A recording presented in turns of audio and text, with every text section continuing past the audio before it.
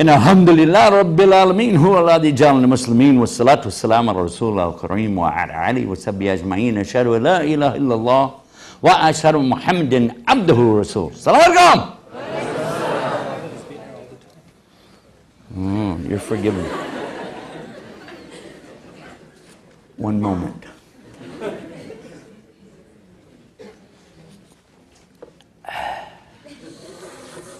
Coffee. Alhamdulillah. We have a program today, and it looks like some of you showed up for it, but just to be sure, I'll check and see. Is anybody that's not here yet, raise your hand? I know, I used that joke yesterday. Limited repertoire. So they got an extra room today, by the way. They have a room just for ladies over here if you wanted to get away from these smelly old men. And then they got another room upstairs for more folks up there. So I think you didn't have to turn anybody away now, right? Because we still got people coming in the door out here.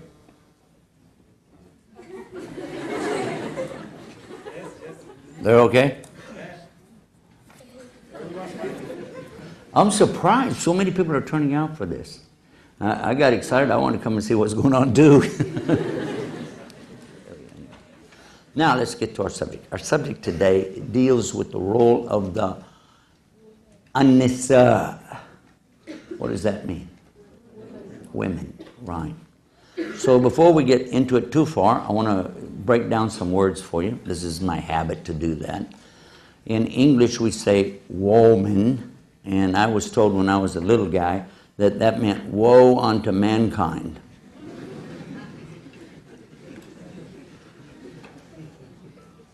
And you see, I didn't laugh. My sisters trained me well. I don't laugh at those kind of jokes. Smile only. But anyhow.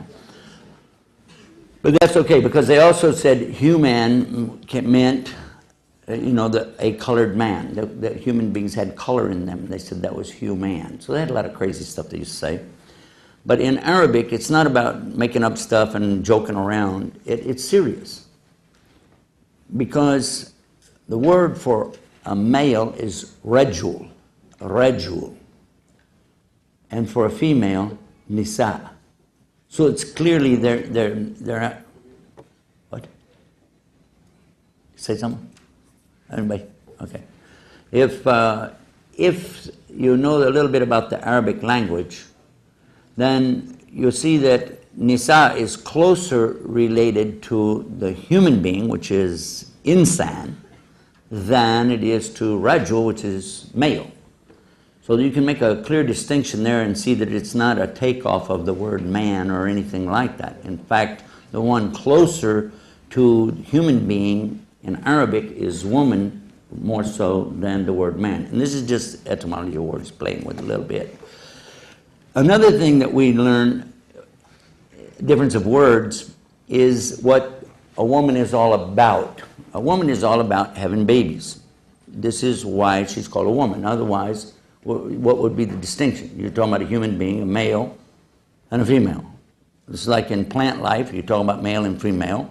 You're talking about one that fertilizes eggs and the other one is carrying the eggs, or, something relative to that.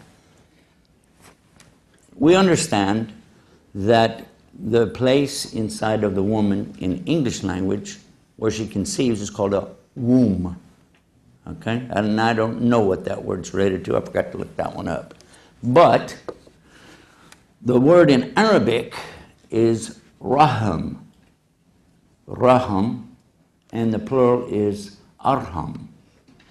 This word is related to the names of Allah, because Allah is Rahman Rahim. It means in English more or less the merciful, the beneficent, the all-merciful. There's a number of words that we try to bring into play. Graciousness, things like this. A very nice word. And it's not just a clinical term, but it's something that's been used even before Islam came to represent this. It's very nice because a human being starts out inside of a place of mercy, conceived in a place of mercy, and develops in this place of mercy. Some of the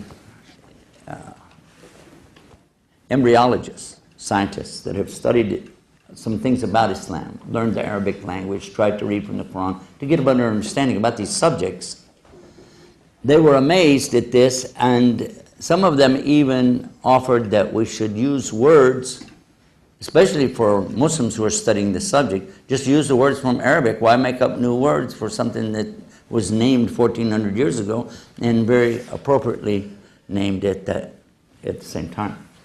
So I'll give you a little bit of insight of something about women from the words. Now let's talk about the condition of women in the days prior to the advent of Islam. As most of you have heard of something called Jahiliyyah. How many know what I'm talking about, Jahiliyyah? Okay, but about half of you don't, though. So I better talk about that. Jahiliyyah, these are called the days of ignorance. Before Islam came, everybody was in that in the Arabian Peninsula. Nobody was claiming anything about Islam or Quran or anything because it wasn't there yet. So they would be ignorant, certainly, of that and the teachings that go with it. Human beings in general were in ignorance, Jahiliyyah, and they were, at the best, low class, okay? And at the worst, you don't want to know. Alcoholism was prevalent everywhere. There was, it's so common that if anybody drank alcohol, it would be like, so what? Like drinking water. Fighting with each other was very, very common. Beating people up, killing people was common. Feuds between tribes and families was very common. Lying was not as prevalent maybe as it is in some places today, but they did have lying going on. But it was really bad with stealing. Stealing was a horrible thing in those days. But the treatment of women specifically, you cannot believe it. When we hear about it, we can't believe people would do this to anybody. But they treated the women as though they were less than the animals that they drove to pasture. The women, not only did they beat them and abuse them, they killed them. When a little girl was born to a family, it was considered such a disgrace that they would take the girl, little baby girl to the desert and bury her alive. And considered it something macho to do that, because it was considered a weakness to have women. If you had males, good. Women, bad. That was the attitude they had. It doesn't really make sense. If you even think about it just for 1 second with logic, you can see that, are you stupid? Where did you come from? You came from a woman. And there wouldn't be any more children if you don't have women. How can you do this? But many of them did. Not all of them, of course, but many of them did that. And as regards the relationship of a man and a woman, although they might have called it zawaj or marriage, it really wasn't like any kind of marriage that we know about, because there was no limit on how many they could have. As many as you want, because they were treated more like sheep or cattle. If you got a lot of them, macho guy, rich. And they could buy them, sell them, trade them, give them as gifts to each other. In other words, the condition of the women was really unbelievable, horrible at that time in the Arabian Peninsula. It was not that way all over the world, of course. However, I was reading, I like to read a lot, and I was reading in the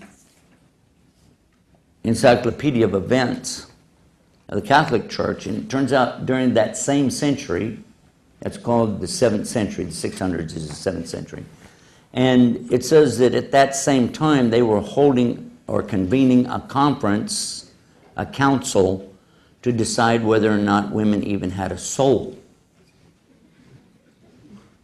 And this was taken from some of the verses they had in their book of Genesis, dealing with blaming Eve for everything that went wrong.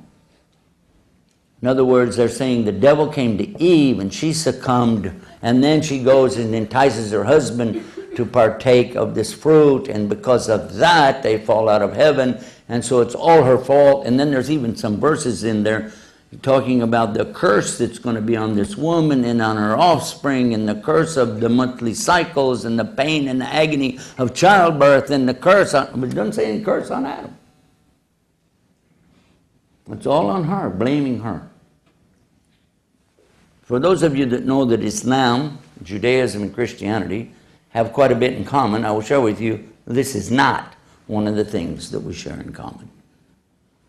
We were talking about the condition of the women prior to Islam coming. One of the things they didn't have was the right to speak up in public. If they did, they could be seriously abused. Another thing was there was no such thing as voting. This didn't happen like that. Certain tribal members or representatives of a tribe, males, only males, could, of course, voice their opinions about things and influence the decisions of the Grand Modulus or something like that, but not the women. And it would be considered really, really bad for a woman just to walk out and say something. It would be like unbelievable. And the family that she belonged to would be disgraced because of that.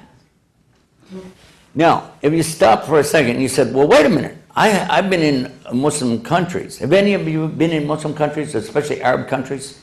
Arab countries? Have you seen something even similar to that today? Uh-huh. Does that mean it's from Islam? Okay, thank you. I think we understood that. Because just because you see something, you don't, and it's from Muslims or in a Muslim country, don't think that that's Islam saying that. This is people saying that. Okay, now let's come to something more specific. Let's talk about what are the rights of a woman in Islam. Well, I would tell you that a woman has the right to be treated like a woman. And you say, well, what does that define that? That sounds rather subjective. No, because the creator of the woman is Allah, not a man. So what he says is what is her rights. But also, he says what the limits are. One of the things that I learned when I was coming into Islam, studying especially in Arabic, I learned that translators, and may Allah reward all the people who try to translate this, because it's not an easy job, but they make a mistake very often in gender. When men, and most of the translators of the Quran are men, and when they translate it, I caught something and I wondered if anybody was ever going to do about it. And then I found a translation that fixed that problem, and I was really excited about it. The ones who did a really good job on it, it's called Sahih International. They're located in Saudi Arabia. I was pretty impressed. I said, Saudi Arabia, come out with something here. It's really, this is good, Sahih International. Wow, yeah. Because I've been in Saudi Arabia quite a few times, and I didn't think that they would come up with something so well balanced. Let me leave it at that. I need to go back, so I'm going to be careful what I said. But anyhow, when I explain it to you, you'll understand. There's a verse, two verses related to each other, but the bigger of the two is in verse 35, chapter 33 of the Quran, Al-Hasab. And here it's going to set up something for the next verse.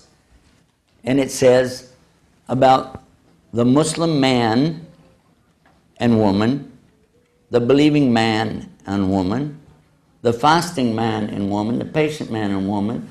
How many of you heard about this one? You know which one I'm talking about? Now, did I say something wrong or right?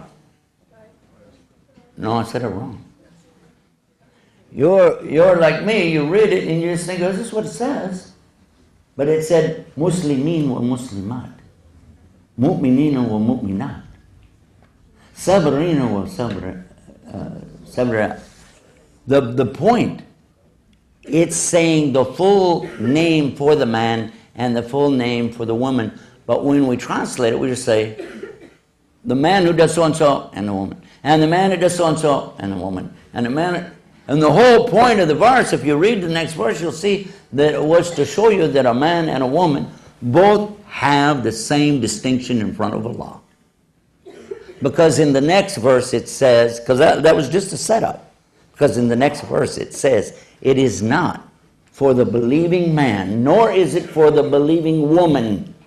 I'm talking about the Arabic, correct translation more or less, that when Allah and His Messenger have decreed any matter, that they have any option or any opinion other than that in this matter. And they accept it.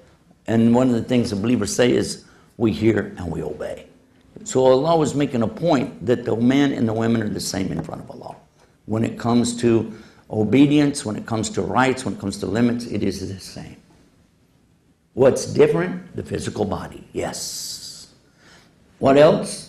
Emotional conditions. Sometimes women have different emotions than men. Doesn't mean one's better than the other, but that's another factor. But as far as being intellectual more than one over the other, that's not true. We know that today anyway. Also, that a man can't do certain things that a woman can do, this is known. Men don't give birth, they don't have babies. In fact, my wife told me that after she had our first baby, she said, if a man had to go through the pain, she was making fun of men not being able to take much pain. She said if a man had to go through the pain of giving birth, and Adam had to give birth to Eve, there had never been another child. I don't know. You're right. She said that right. I don't want to know. My wife told me that I was asking her, what kind of pain is this? And she said, well, I'll never explain it to you. Men can't understand. She said, but if you want to just get just a sample, grab your lower lip. Go ahead, guys, grab it. Okay? Okay? Ready? And pull it up over your head. I can't relate to that. I don't want to relate to that. When we look at the way the Quran came, stage by stage, issue by issue, and then we see what happened, each scenario that took place related to the revelation, for them it was like they were going through the life and stuff was being answered for them at the time. Wow, look at this. Okay, that's the answer to this. Why do those people do so and so? Well, then here's the answer here. How do I relate to that? Okay, you do this. So that people had a much better understanding of what it was that Allah had created and what He wanted us to do with it. What's interesting is, after that 23-year period, that we find today, many of us, when we open the Quran, it speaks to us. Hey, that fits my situation today. How did that work? Because even though some events are very clearly relative to something that took place then, many of the events and things it's talking about are general enough, although it applied specifically to them, we can apply it specifically to us today. So let's take one of them, for instance. What are some of the rights that we would think about today that are really, really important, that really need to be addressed? And in my country, women had no right to even vote in the election 100 years ago. 100 years ago in my country, a woman could not vote. My mother told me that her mother was very much interested to know about what's called women's suffrage. And now this, when my mother was a little girl, at that time this was going on. She didn't really remember it, but her mother talked about it. Can you imagine this? Women couldn't vote. And there's still places today where women really don't have much say-so. But the whole entire country, the United States, supposedly all about freedom, supposed about freeing the slaves. It was in the late 60s, 1860s. But still a woman, she doesn't have the right to vote. They finally get the right to vote, but did that cure the problem? Everything was okay? No. In the 1950s, to open a bank account, my mother had to go get permission from my father. And by the way, she was older than him.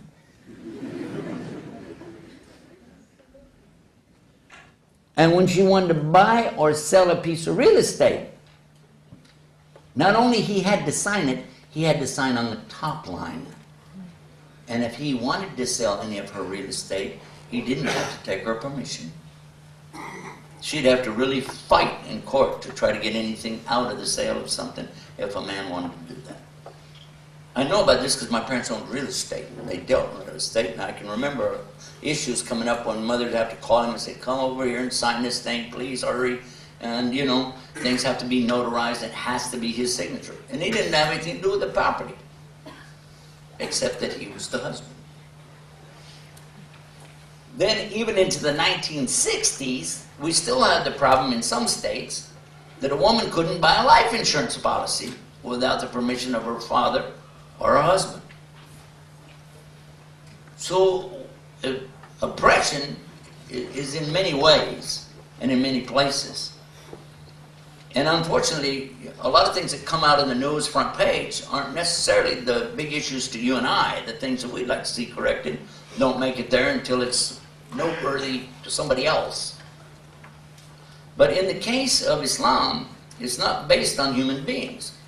It's based on what Allah is revealing to the people. Now, for those who don't believe in Allah, they just say, okay, this guy's just talking. We don't have to listen to that. That's fine. Because one of the things, and I think all of the ladies can confirm it, probably most of the men, but you can see the status of the mother. We're going to take the mother first. What is the status of the mother in Islam? A man came to the Prophet Muhammad, peace be upon him, and he said, after Allah and His messenger, so you see what I'm talking about there. Allah has to be first, the messenger second, because he's the one coming with the message. After Allah and His messenger, who now has the most rights on me? Who? Now, stop and think, what would be the answer today, what some people might say in different societies? They might say the government, they might say the king, they might say the income tax guy, they might say their girlfriend, or they might say, might say a lot of stuff. But who has the most rights on me after Allah and His messenger? And then who? And then? And then? The mother, the mother, the mother, and then the father. Now, I think the mothers make you guys memorize that when you're 2 years old, right? I'd say that. But it is in Islam that the mother is first and foremost above everything, because at that time, the mother had nothing.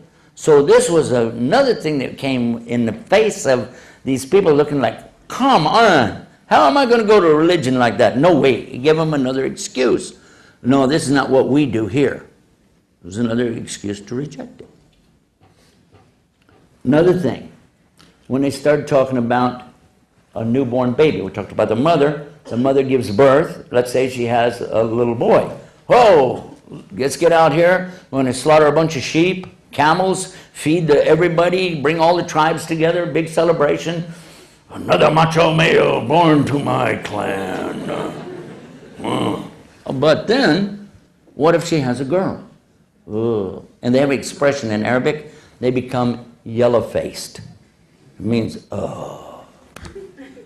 Then this was their attitude, serious attitude, to the extent that many of them would take this newborn girl to the desert, according to their custom, and bury her alive in the hot burning sands.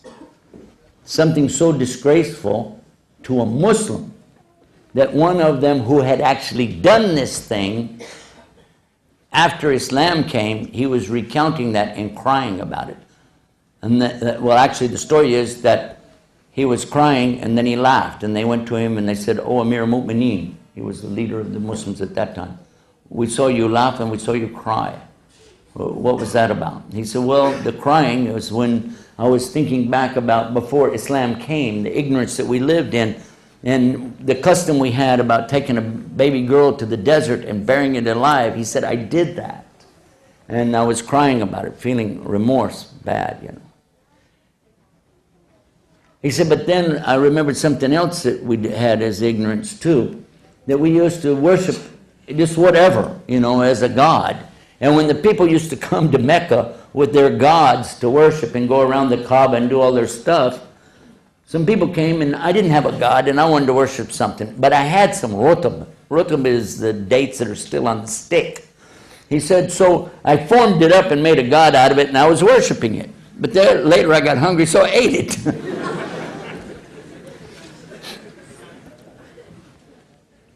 The Quran clearly says about this that it is not only forbidden, but it tells you what's going to happen to anybody that takes the life of their children, especially a little baby girl. On the day of judgment, she will ask, "For what sin was I killed?" So the one who did such a thing as this, he is really in deep trouble. Because also in the Quran we find a general statement that came to Bani Israel before us. The children of Israel were given the same kind of command, but it was general. This is specific. The general command on this is in chapter 5, I think it's in verse 32. It says, more or less the English meaning of it is, whoever takes an innocent life, it's as though they killed all of humanity. But whoever saves a life, it's as though they saved all of humanity. So this is something really big. This is something really, really profound to notice now that not only you can't do this, but you will be charged as though you killed all of humanity on the day of judgment. This is really serious. So as these people would get away from their ignorance and come into Islam, these were some of the things immediately they wouldn't do anymore or regret had they done them in the past. They changed people's lives tremendously. People that were formerly drunks were introduced to something called sobriety, but it came in stages. Let's go now to another issue. We talked about the mother and what's her status, and the Arabic expression is, my mother is on my head. This is an expression. It means that everything for my mother. Whatever she needs, I'm going to do it. If the mother says, I don't want you to stay home today, that's it, I'm staying home. If she says, I don't want you to do business with that man, that's it, I'm not going to do business with him. My mother said, don't do it. I've seen it happen. There is some real good respect for the mother and her decisions and her wants. Now, we talked about the baby girl. Now, as the girl grows up, she also has rights. There are a lot of rights that go along with being a Muslim girl. Some of the things that we in our societies, various societies around the world, we might not appreciate. But one of them is that she has the right of being protected against a lot of things. So for this reason, the girls start out in a protected atmosphere. They're not just thrown out with the dogs or something like that. We kick the boys out during the day, but we don't kick the girls out.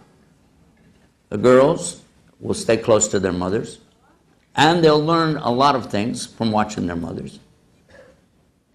As they get older, though, when it's time to learn, there's no difference in the education. The girls learn, the boys learn. But where they learn? Because it's easier, especially for the mother, to teach the girls at home than it is to send them out and then wonder if they're okay. So when they're small, this will be the case.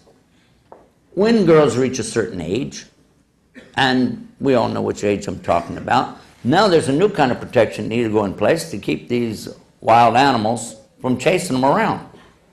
I'm talking about guys. So if she goes somewhere, then we want to have her father with her, her brother with her, uncle, somebody who will keep a close watch to make sure that somebody doesn't get overly excited. So there is that protection. The other thing is the dress code. Let's talk about the clothes. Now, in Norway or Sweden, the countries I've been visiting, there's not a big emphasis by the non-Muslim women to worry about what they wear, or actually what they don't wear. But for Muslims, no, this is part of the criterion for the ladies. There is a dress code. But a lot of people don't know there's a dress code for men too. The men also have a dress code. In fact, the dress code for all Muslims, all the believers, is from the navel to the knee, all the way to the center of the knee to the middle of the navel. Has to be covered up. And that's all the time. Even just lounging around the house, this needs to be covered up. So, and by the way, for the men, the upper area is to be covered anytime he does his prayers. And it's preferred when he's running around if he has a garment to wear, because in those days the people were pretty poor.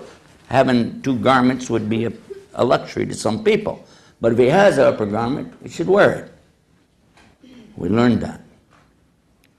As far as wearing any footwear, that's going to be kind of obvious. If you run around with no shoes on, what happens to your feet? So that's not really mentioned that much as far as, being an obligation. It's common sense to cover your feet. But now, whenever there's going to be a strange man around, then the woman is to cover up, and it's telling her more than just covering up in general. It tells her how to cover up. This is in chapter 24, verse 31.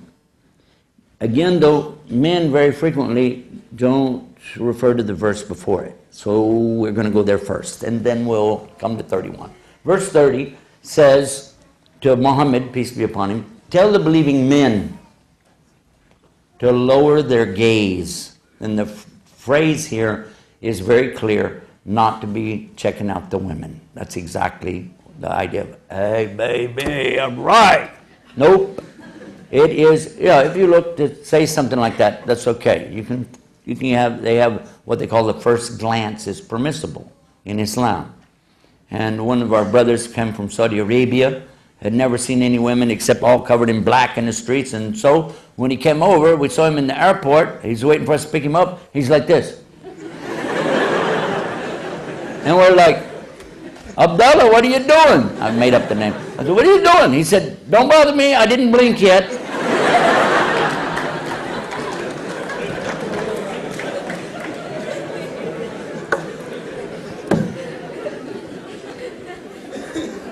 That's not true. I made that up. But we do seem, some of our brothers that seem to forget that the ladies, they're a treasure. The women are a treasure to Allah and to the believers. And they're to be regarded as such. And not to be insulted, not to be put down, not to be treated in a bad way. We have a responsibility to remember that. And you think that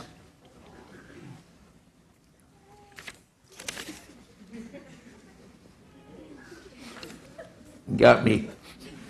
Okay. But anyway, the thing that we're trying to say here is that the women have rights for you not to stare at them. And then it continues and says, cover your private parts, protect your private parts. And all of this is better for you if you're a real believer. The next verse tells the believing women, because the prophet is told now by Allah, tell the believing women to lower their gaze. Same thing. Guard their private parts. Same thing. And to let down their khimar over juyubahin. What is khimar? Many people translate the word khimar as veil. But actually, khimar is not something you really can see through, and a veil is. The khimar is something that used to be worn on the back of the head, and it was long, covering the hair. So here it's being said to, in this case now, let it down over the front too, because juyubahin is from like jade, pocket. It means the crease between the breasts. Cover up. That's how the motion of bringing it down over the front is how a lot of people thought that it should be that the face also was covered. Now, after that though, one of the imams, which was Imam Ahmad ibn Hanbal, was asked about this, how should it be? He took his covering, pulled it around him, but he could still see out of it. They could easily see one of his eyes, and he said, like this way. So a woman's hands and face can show, according to the ruling of most of the scholars. A few take the opinion, no, it has to go all the way down over. But I haven't seen anything strong enough to indicate that for me, but I'm not trying to pretend to be a big scholar either. The other thing that comes about, the rest of the clothing for the woman, this talks only about the top part, by the way. But what about the rest of it is mentioned in another verse in chapter 33, verse 59. And here it tells the believing woman that, actually it's telling Prophet Muhammad. It says, Ya ayyuhan nabi, O my prophet, kul azwajika, tell your wives, wa banatika, your daughters, and the believing women, that whenever they go out, to draw their garment all around them. So this is where we get the idea of the burqa, or in some cases the jalabiya or whatever that they use. But the idea there is when she goes out, that she doesn't define the shape of the body. Because then Allah continues that if something is seen, or it's not her fault, then Allah is forgiving, merciful. But she's just basically trying to cover it up when she goes out. So this is the clothing. Now, a couple more issues. They're telling me we're out of time, basically. A couple of issues that are really, really important. One of them is about marriage, and another one is about divorce. And I really would feel remiss in my duties if I skip over those two things. So I'm going to have to give it to you really fast. You ready?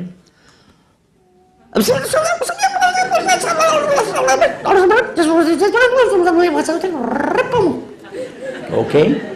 Now when you get home, slow that down and you'll get the whole story. And I am going to refer to it, inshallah. The first part is about marriage. We're going to look to a chapter. There's a chapter in the Quran called An-Nisa, that is the women. So it makes sense if you have a woman question, look in that chapter. It's not the only place it talks about women. It's not the only place it talks about marriage. It's not the only place it talks about divorce. But it is a central place for you to start with. Start there and watch right from the very beginning. أعوذ بالله من الشيطان الرجيم بسم الله الرحمن الرحيم يا أيها الذين يا أيها الإنسان اتقوا ربكم الذي خلقكم من نفس واحدة وخلق منها زوجها وبث رجالا كثيرا والنساء واتقوا الله تساءلون به والأرحام إن الله كان عليكم رقيبا. Allah is telling us from the very beginning that we should have taqwa for Him, which is to fear His punishment. And when He's telling you that, because He's getting ready to tell you an order about how important it is to understand something here, that Allah created all of us from a single person, Adam. And from Adam created his spouse, and from those two brought forth many women and many men. Rijalan kathiran, one nisa, and women. And then He says to us that we should be very careful about, because we say, and He says, have fear of Allah, because you demand your mutual rights by Him, but how about giving your rights to other people? How about that? You want your rights. By God, I want my rights. So people say that in English all the time. But you're swearing by God for your rights, but what about giving other people their rights? And this leads us into the chapter on women. Because in the second verse, and this is sad, because I've seen so many people, even some of the Muslim scholars, forget to quote this verse, and then it gives a whole different opinion of what the third verse is. The second verse is telling us, again, continuing, you should have fear of God when you're dealing with people. About who? Yatim, the orphans. Especially orphaned girls, because, again, at the time of revelation of Quran, the people were horrible in the way they treated orphans, especially girls. If a man died and he left behind a girl, then all of the property, they would say, belongs to the man who marries the girl. She doesn't get it, but whoever her husband is. But in the case, what if she's 2 years old? They would say, I married this girl. That's my wife. It wasn't about sex, it was about money and power. Okay? That's my wife. Anybody big enough, come on, try me. So he gets the wealth. They did that. Don't take their money, going back to the Quran, don't take their wealth, mix it with your wealth in hopes of bettering yourself while you're claiming that you're doing it for her. Marry, now comes to the subject, marry your wives, 2, ithna, thalatha, arba, 2, 3, 4. If you can treat them with equality. Otherwise, wahid, one. You didn't realize the people of that time didn't look at this as being an opportunity to go out and get a bunch of wives. They didn't go, wow, oh, we can get, no, you already have wives. They saw it as what we talked about in the beginning, a limit. It was the first limit set. You can't have more than 4. And some of these companions of Muhammad had more than 4 wives. They were forced to do something about that. They had to find another place for them. They had to help them either get married, whatever, but they couldn't have 4 wives unless they could treat them equally. Then how do you treat 4 women equally? Who here can imagine such a thing? And then it says only 1. These limits were strange to them. Very strange. What are you talking about? I have to treat them equally. Like what? If a woman married to you has a nice car and a nice home, nice clothes, now you say, well, I'd like to get another wife. Even at that time, it meant you had to get another home like that, another car like that, and set her up the same way, yes or no? Otherwise, you're abusing her rights. Well, I don't know how financially well off you are, but for me, of course, I'm lucky anyway. My wife told me when we got married that 1 woman from Texas is equal to 4 from anywhere else. So you already have your limit.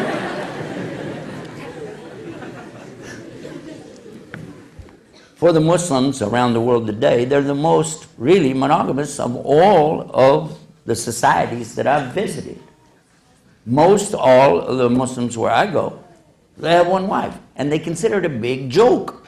A joke. It's one of the jokes that I will tell when I got some of the youth around me. I say, how many wives do you have? And they always start laughing right away. Ah, it's funny.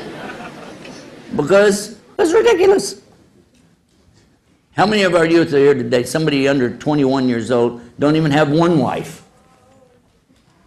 This is your chance. The girls are looking. You can raise your hand up.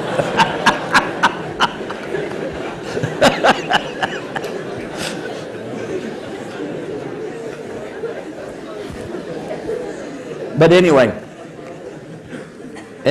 so we can go into that in the question and answer portion of the program, I think more detail, but I wanted to touch on that so we could look at that, because you take that out of context, it has a different meaning. That was in the very beginning of Surah An-Nisa. Let's jump up a few verses, verse 19. O you who believe, you cannot inherit women against their will. So this stopped something else that they used to do, forced marriages. Now you say, well, wait a minute, I heard that Islam is all about forced marriages. We hear that all the time. You see it on the internet, see it in the newspaper, and other places where you keep your garbage. I couldn't resist that one. But it's true that some people do this, but it's in direct violation of that order. Women cannot be forced into anything according to Islam. If you do it, you will pay a great penalty with the law, a serious penalty with the law. And if you don't believe it, wait, and go look up this word in Arabic, istidraj. Go ask somebody that knows Arabic what that means. You'll find out. You don't want it. Don't ever take away anybody's rights, especially in a case like this. And that verse clarifies even more the first verse that I read to you, the one about the orphans. Moving forward, another verse, I have to skip over a lot because of the time. Another verse that's again misquoted says, and you find it on the internet and in articles attacking Muslims, it says, in their book, it says, beat your wives. You heard that? I don't know about you guys, where you come from, but in Texas, my wife has a big iron skillet that hangs on the wall. Her sister, this is a tradition in our family, her sister gave it to her when we got married. I said, that's an old iron skillet. You should have Teflon, you can cook on it a lot easier. She said, it ain't for cooking.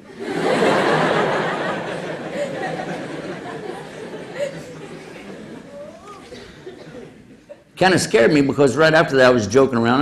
I'm a character, you know, I'm always having fun. I was teasing her about something. She didn't like teasing, you know. And she just looked at me and she said, you got to go to sleep sometime. Okay. There are people, always people, who will try to manipulate things, both within and without, the outside of Islam. But just because somebody's manipulating something still doesn't make it true. What's true is that the verse that I'm going to tell you about is a beautiful verse that shows the balance in a marriage relationship between a man and a woman.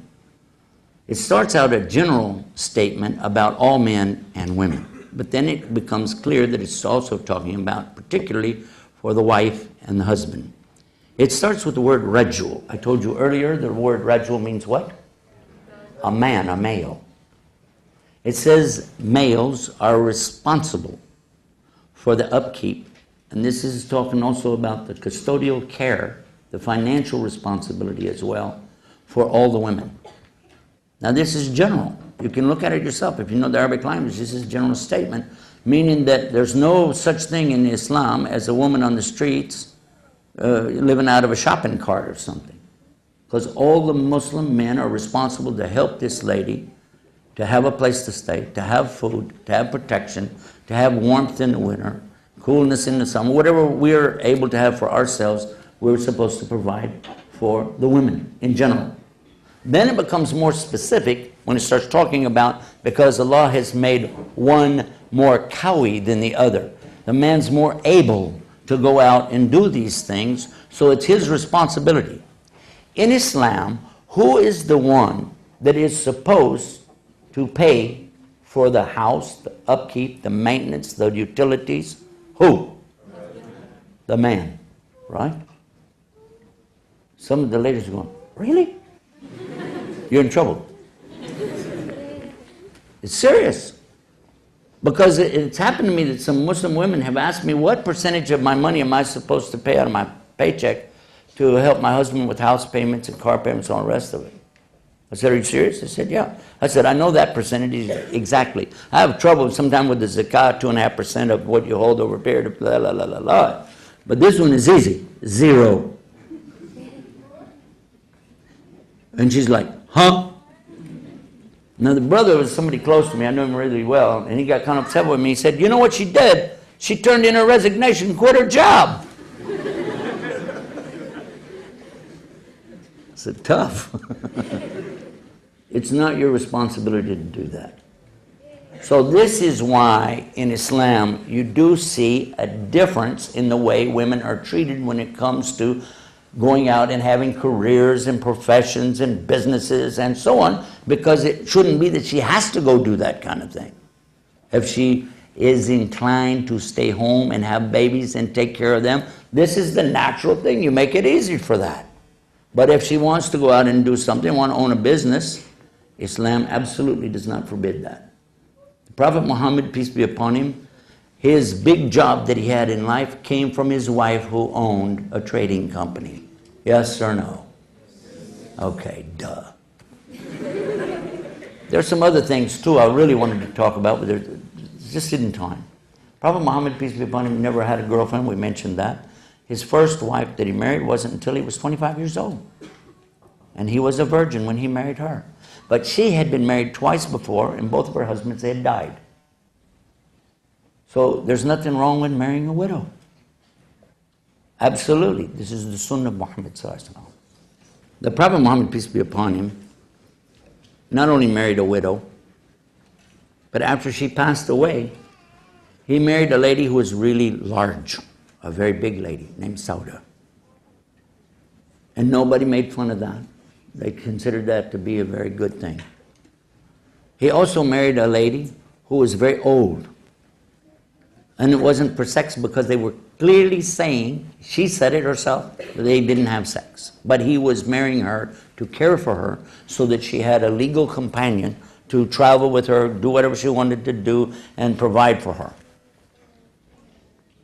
So when you guys start talking about having more than one wife, go back and look and see why and what he did. Because the more you think about it, the more you realize this is a lot of responsibility. This is a lot of work. Duh, yeah, that's the whole idea. And we don't have to tell you about having fun. Everybody knows about that. But having even one wife, a lot of you are not married yet. I saw that when you raised your hands. Well, I need to tell you, having even one wife is a big job for you. And you got to grow up a lot. And you have to take on a lot of responsibility. But then, if you take another wife, you'll find out about something really big. Really big. You'll never have time to do anything else again in your life. I'm serious. But for the most part, as I said already, most Muslims, they get married once in their life and they stay married all the rest of their life. And this is good. This is a very nice direction to go, because in most cases, that's a very compatible situation. But in the case where a woman is unable to bear children, a man doesn't have to throw her out and say, well, too bad, I want to get a wife that's going to have kids. He can keep this wife and take another wife and have children with her, and as long as he maintains both of them the same way. But he doesn't have to do that. Now, let's go the other way. Let's talk about divorce. If a man wants a divorce, we hear people say, all he has to do is walk up to the lady and go, I divorce you, I divorce you, I divorce you, take a hike.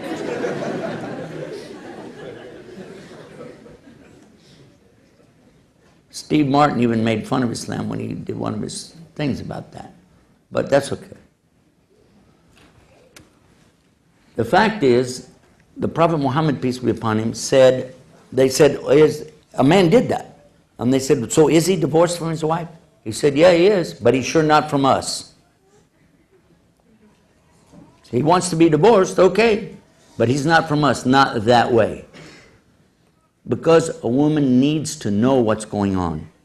She needs to be told. They didn't used to do that. They just walk up and smack them, beat them, even kill them. And there wasn't anybody to really stand up for them, except for their tribal mentality. If you kill somebody from our tribe, then we'll do something to you. But if you beat them up, well, that's different.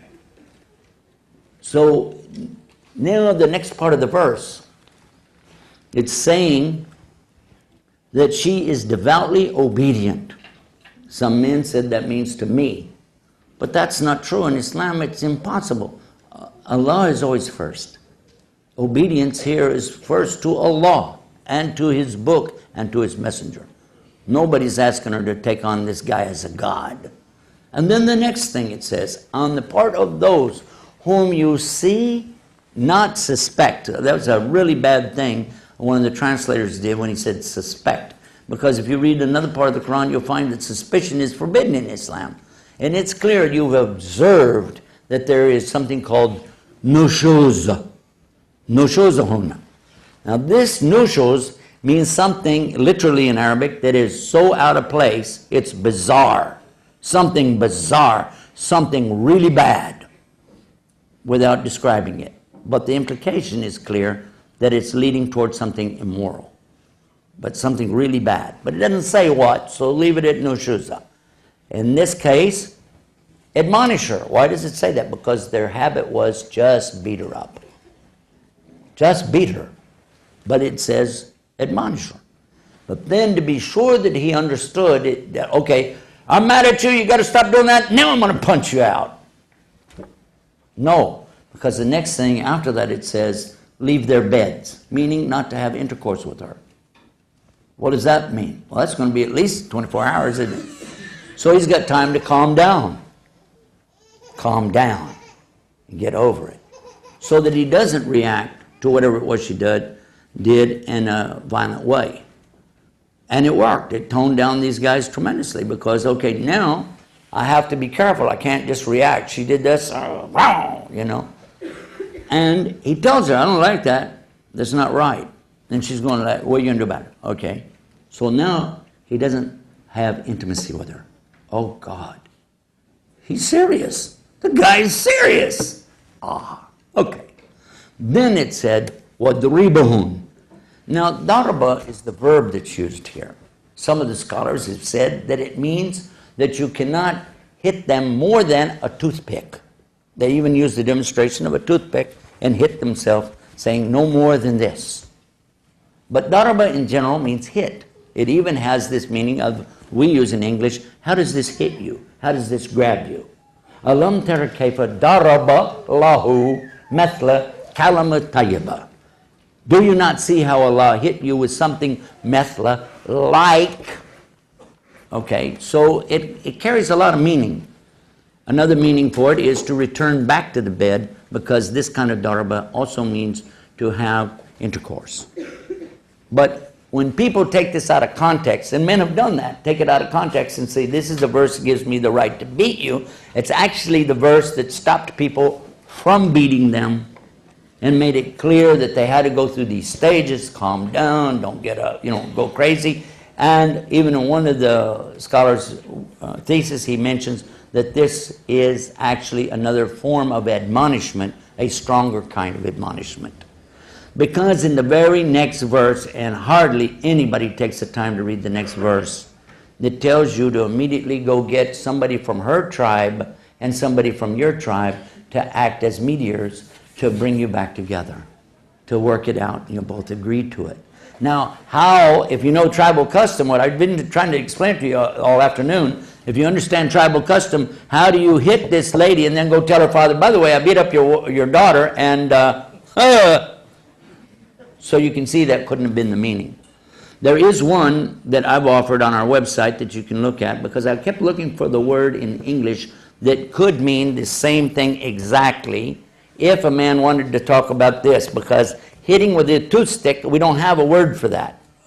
Do you know any word for hitting with a toothstick? I don't know it. But we do have a word for what a doctor does when he examines your chest, upper respiratory specialist. When they check you, they put their hand on your chest and then they tap their hand like this. That's called percuss. And that's about as strong as any of the scholars have ever said. So if you want to look it up and see, we have it on a website. You can find it for yourself. The subject of divorce, I'm going to have to let it go for now, as well as some of the other topics that are related to the women in Islam. But I do encourage you to get the questions written up in one way or the other. We're going to try to take care of all of that. And you're welcome to stick around if you want to, and we're going to come back with some more of this, inshallah, God willing. I ask Allah forgive me for any mistakes, and I hope that we didn't confuse you, or maybe at least we amused you, right? Subhanakallahumma hamdik, ashhadu an la ilaha illa anta, astaghfiruka wa atubu ilaik.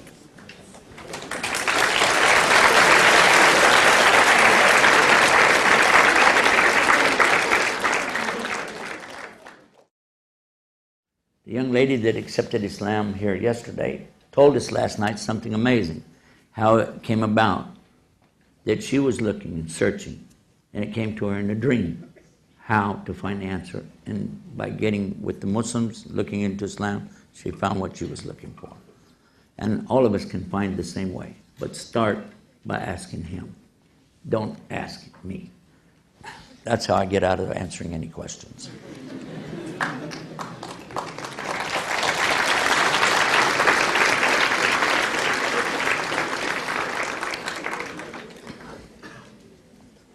Okay, I know you're not going to let me escape that easy, right? That was worth a shot. We're gonna do that now. We're going to take the questions, inshallah. I want to congratulate all of you really on being so patient. Your patience and your cooperativeness, working together and making room for each other here, this is really, it's amazing. And especially how long you've had to sit and listen to me cackle on. You guys got a lot of patience. You got class. You got style. I think I could turn that into a song. Got class, got style, I don't know. You too.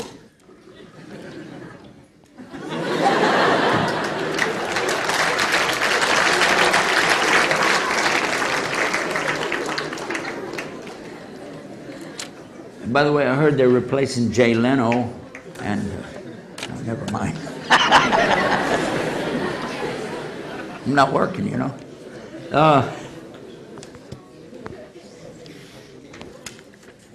I've got a nice surprise for you, but I'm going to save that for a few minutes because I'm going to try to take a couple of questions. Yeah, some of these are not really pertaining to our topic. I think a couple of these you can just ask your imam, your local imam, and in some of these cases he'll smack you, and you deserve it. But in most cases, I think some of the stuff you're saying, come on, man. It's about circumcision. This is the removal of the foreflesh on males. That is what Islam is talking about.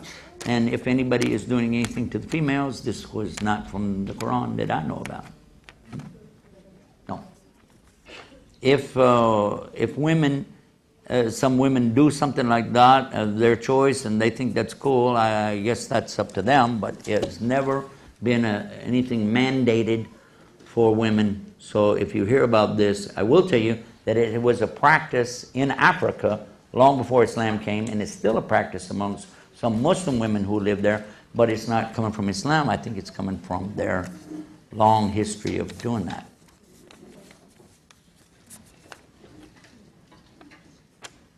Here's a question. I'm going to ask this question, but then I'm going to ask you 2 or 3 more. Why should Muslims wear hijab? Why should Muslim women wear the covering or hijab? Another question I'll put with that. Why should Muslims abstain from eating pork? Why should Muslims pray 5 times a day? Why should Muslims do Hajj? Why should Muslims fast Ramadan? Why should Muslims even say they're Muslim?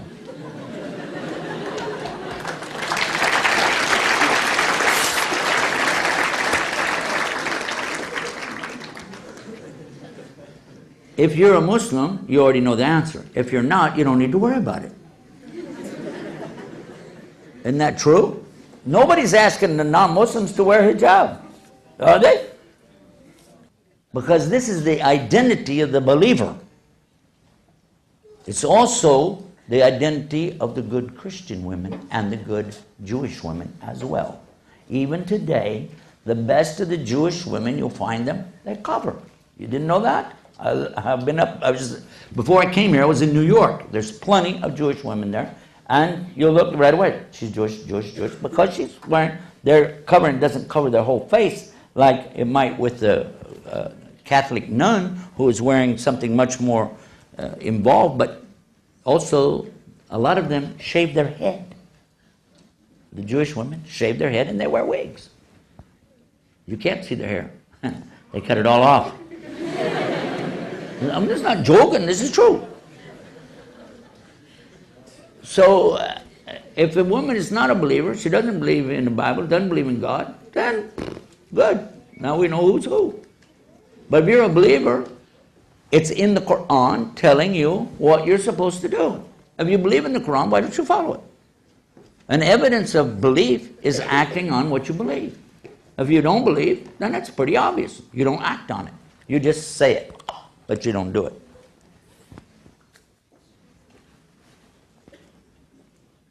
Okay.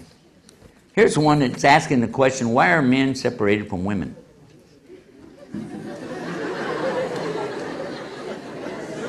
Is there any women here that want to go sit with a man?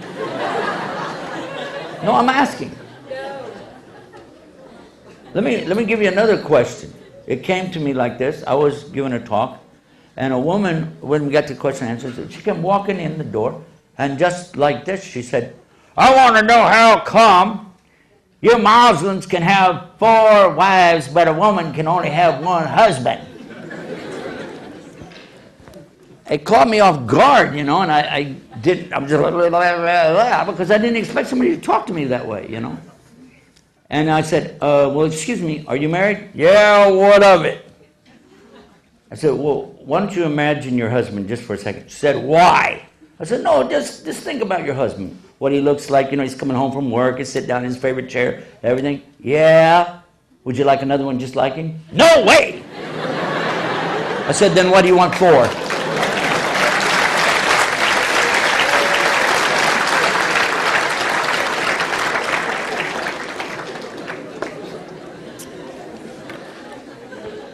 Of course, then I had to give the regular answer, but just, you know, it was pretty harsh.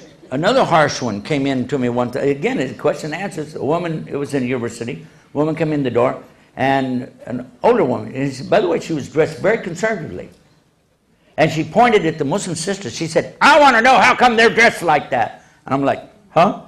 Why are they dressed like that? And it shocked me. Again, I couldn't think. Because it wasn't about the answer, it's about people being that rude, you know. And I said, well, excuse me, but what's wrong with the way that they look? She said, it's not logical. I said, your logic. She said, yes. I said, okay, then I'm going to ask you a question. Why are you dressed at all? She got angry. She said, what? I said, why do you have any clothes on? She said, what? I said, well, how were you born? What were you wearing when you came out of your mother? How were you dressed? Let me help you. You were naked, nude, in the buff, no clothes, right? She's like, ah. I said, now I'm going to ask you again. And by the way, she was wearing her dress come all the way down like this and down to her ankles and all the way up to her. It was just like a Muslim dress in many ways. Really, it was. So I said, again, why are you dressed like that? And now she's angry. She said, modesty! I said, now ask these ladies why they're dressed like that. You'll get the exact same answer.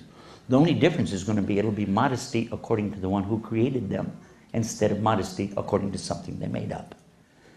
And the ladies went crazy. They thought that was fabulous. And the lady left. She stormed out. And when she did, the brother next to me said, that was my history teacher. I think I just failed.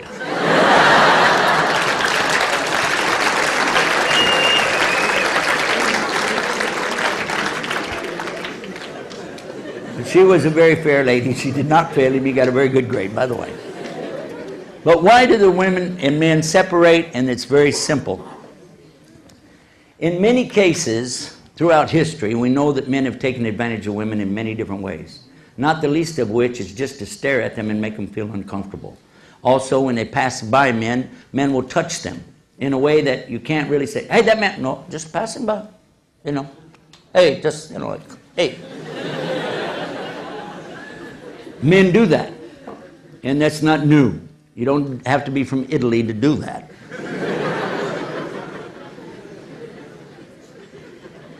It is very forbidden in Islam, and especially I want to take you back to the time of the Prophet ﷺ. If somebody had done something like that back then to one of the women, they would have killed them. There wouldn't have been a heartbeat. You touch my wife, you touch my sister, you're dead. That's it. So there has to be a balance, a good balance. Women are told exactly how and where and so on in Islam, just like the men are told how, where, and so on, as far as dress and mixing and not mixing and so on. But sometimes people carry it to another level and they get confused. And it has been 1,400 years, and I'm not blaming anybody. I'm not picking on anybody, but I am asking all the Muslims to go back to the source and look. Now, I want to talk about, not here today, because you guys, for whatever reason, you're sitting like you are. Good. But at the time of Prophet Muhammad, peace be upon him, he did not have any kind of a division between the men and the women in his place of prayer. Did you know that? There wasn't anything there.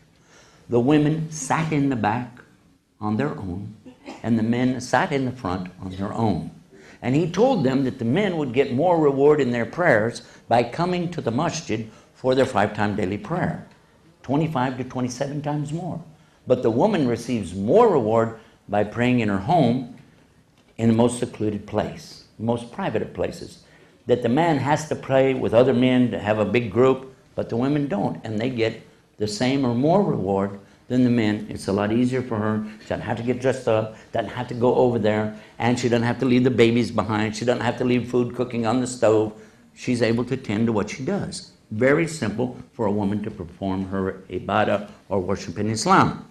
If she wanted to go to attend the services in the morning or the evening, she would go, as many of the women did go, and then they would be in the back. Now, if there wasn't going to be any talk or anything like that, they would just simply get up and leave even before the men turned around. That's how they did it. Today, we've added something. You can see these artificial lights in here that are so bright that there's no way, in any time, day or night, that a woman would have the advantage of this kind of covering, because they used to have that there was darkness and they could slip in, slip out. You might say, oh, there's some women over there, but you didn't know who or what, and they didn't have to worry about what they had on. But today, it's very difficult. If a woman, for instance, if a woman has some jewelry or something, she's not supposed to show that off. So now what would she do? So if she has a baby, what would she do? You know, in Islam, a woman nurses her baby for 2 years. Well, now, for 2 years, you're not going to go in public? You're going to leave your baby? You can't leave the baby. What do you do? Islam gave a very nice solution. Women have this thing that comes over the front. We talked about it, the khimar. She can actually put the baby under it to nurse. And nobody can see. But that's kind of uncomfortable. And it's kind of hot. So if she's sitting in the masjid and she would like to nurse the baby, men added a partition across so the women could be behind it for their convenience. Many of the women said, hey, this is great. After the prayer, I can take off my head covering and everything and kick back, and enjoy the program. And today we still do the same thing. Some of our brothers in Islam perhaps didn't research this far enough, and they've made it mandatory for all women have to go behind this thing, and they have to sit this way, they have to do it. And you'll hear what they will say. Well, I will tell you, there's no evidence for it in Islam. There isn't evidence for that in Islam. The other thing is, in some cases, I have to support the brothers when they say, we cannot have any women come to our prayer on Friday. Because look around this room right now. Do you see how many people are in here? And how many other rooms we've got are filled up right now? And how would we do it if we had to cram everybody in here to do prayer? We couldn't. So they asked the women, you're going to get more reward by praying at home. Let the men come and do their Friday prayer, and then let them get out. That's why they did that. But it wasn't because they were trying to deprive the women of anything or to make them feel bad. It was just simple logistics. And we encouraged them to build bigger mosques. Of course, then you got a problem. As soon as you say want to build a bigger mosque, then you got all the people saying, no, those terrorists are back, they want to make bigger bombs. So the men are caught between these things. They're trying their best. And in many cases, they, I think, are doing a good job. Some cases, the men go too far. They say things that are not really established from Islam. But may Allah guide all of us. And I'm sure I made more mistakes than any of them anyway, just today. Almost out of time. I wish we had more time about this, because so many things about what's happening in Islam today, and women especially, that it's not from Islam, but it's from human beings. The other thing is also, in general, the things they say about Islam in pertaining to your enemies or pertaining to Jews and Christians. Those things are distorted or twisted to an extent that it makes me sad. You didn't ask about it, but I would like to mention it myself, if you don't mind me to ask myself a question.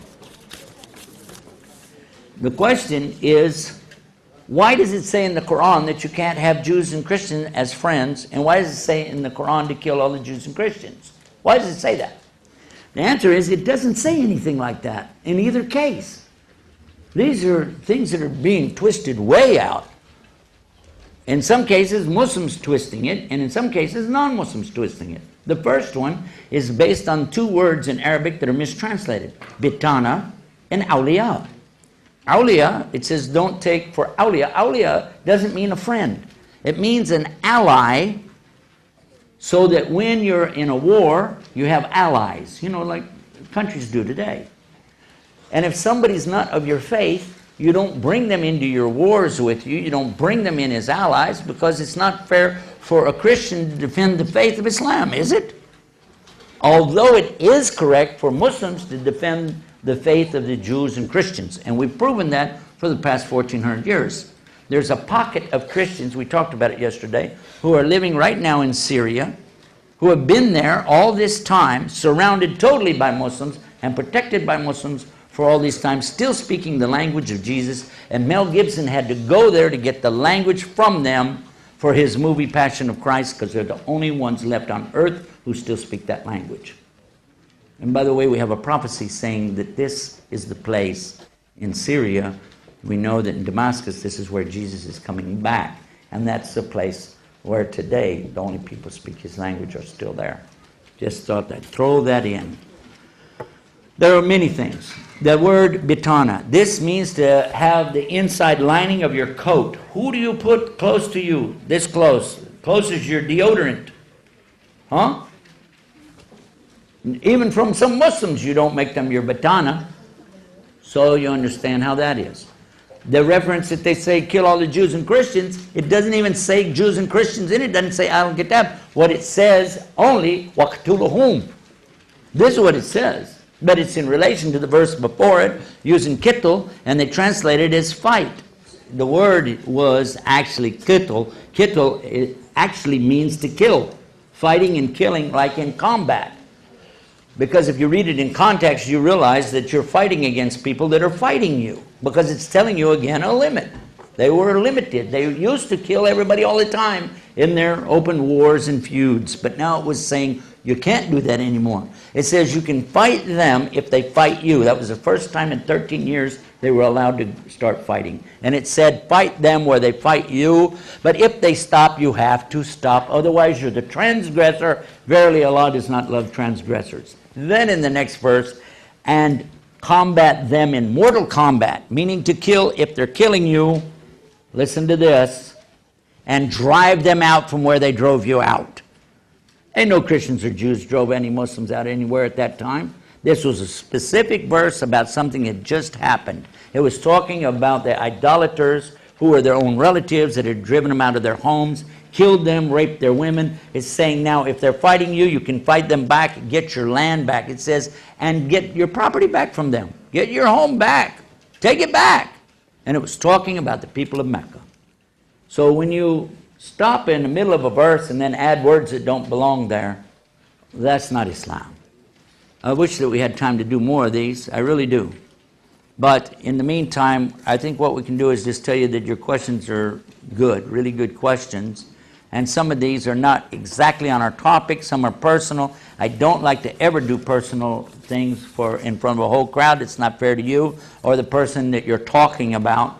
So I'm going to ask you to just consider this. If you will, write your questions down and then submit them to us at justaskislam.com. But before you do, go to searchforislam.com and type the keywords in to be sure we didn't already answer the question and make it simple for you. Searchforislam.com. Justaskislam.com. ScienceIslam.com, pertaining to the topic that we just had. And here's the one, I saved the best one for last. It's our newest website, really cool, islamswomen.com. There's no apostrophe, just put Islams with an S, women.com. I think you'll like it. It's got a flash program in the beginning of it. Yours truly standing there going crazy. And, but I think you'll like it. It has a lot of answers. And men, you can go to that website, but you have to lower your gaze. Just kidding. Jazakumullah khair. It's great to be with all of you. Till next time, peace. Assalamu alaikum wa rahmatullahi wa barakatuh.